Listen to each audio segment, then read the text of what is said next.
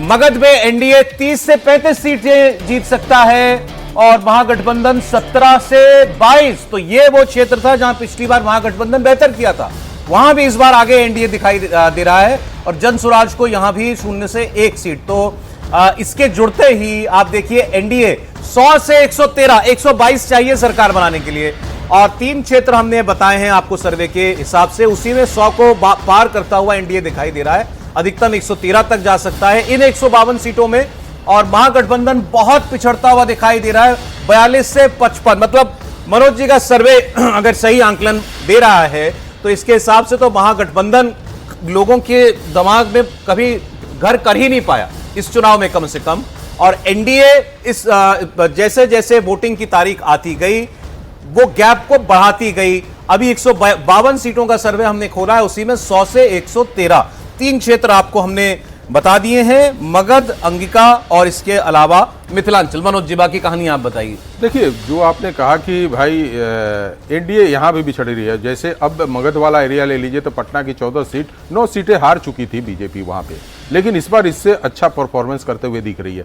तो एनडीए इस बार लगभग हर क्षेत्र में आप किसी भी रीजन में जाएंगे तो पिछले की अपेक्षा वो बेहतर करते हुए और उसका जो कोर वोटर था, जो महिला थी, जो जिनको लाभ पहुंचा रखे थे नीतीश जी ने, और बार बार महिलाएं ये बोलती थी कि इस बार कर्ज उतारने का समय आ गया है और वो कर्ज उतारने के लिए काफी बढ़ चढ़कर आगे हुई थी। अभी बहुत सारे प्रश्न हुए थे मेरे बैठने के पहले कि भाई महिलाओं का इतना बड़ा गैप, 11% का वोट, 12% का वोट एनडीए और महागठबंधन में हुआ था। यदि ये गैप न रहे तो एनडीए कहां से वोट लेकर? मैं बता देता हूं ना, आपने महिलाओं का वोट बताया 65% एनडीए के लिए और उधर महागठबंधन के लिए मात्र 27%। जो पिछली बार 41% एनडीए की तरफ था वो हो गया 65%, 25%, 24% का इजाफा। ये इजाफा आप पोल भी देखिए, जिस तरीके से पोल बढ़ा है और इस पोल बढ़ने में जो अभी परसेंटेज आज तो लग रहा है कि 75% से ऊपर हो जाएगा सेकंड पोल का जो है। तो ये आंकड़ा इसलिए नहीं बढ़ा कि सिर्फ पुरुष वोटर आए हैं, महिला वोटर काफी बढ़ चढ़ के, जैसे हम लोग क्षेत्र में बात कर रहे थे, अपने बच्चों से पूछ रहे थे तो उनका कहना था कि पुरुषों की अपेक्षा महिलाएं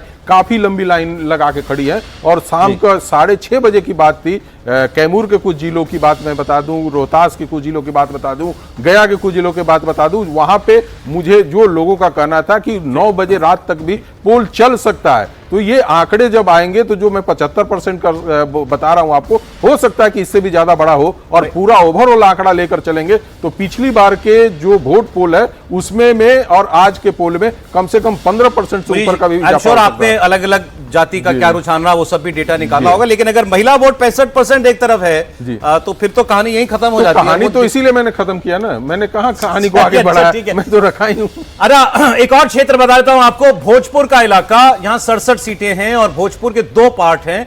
गंगा के उत्तर में 5 जिले हैं, पश्चिमी चंपारण, पूर्वी चंपारण, गोपालगंज, सिवान और सारण। यहां एनडीए का जोर चला था पिछली बार। और गंगा के दक्षिण में भोजपुर के 4 जिले आते हैं, भोजपुर, बक्सर, कैमूर और रोहतास। इन 4 जिलों में महागठबंधन मजबूत था। तो 2025 में क्या होता दिखाई दे रहा है, इंडिया टीवी मेट्राइज के एग्जिट पोल में जो दिख रहा है वो मैं आपको बता देता हूं। बिहार के भोजपुर की 67 सीटों का एग्जिट पोल कह रहा है एनडीए 37 से 42। भोजपुर में एनडीए 37 से 42 सीटें 67 में से और महागठबंधन 20 से 25।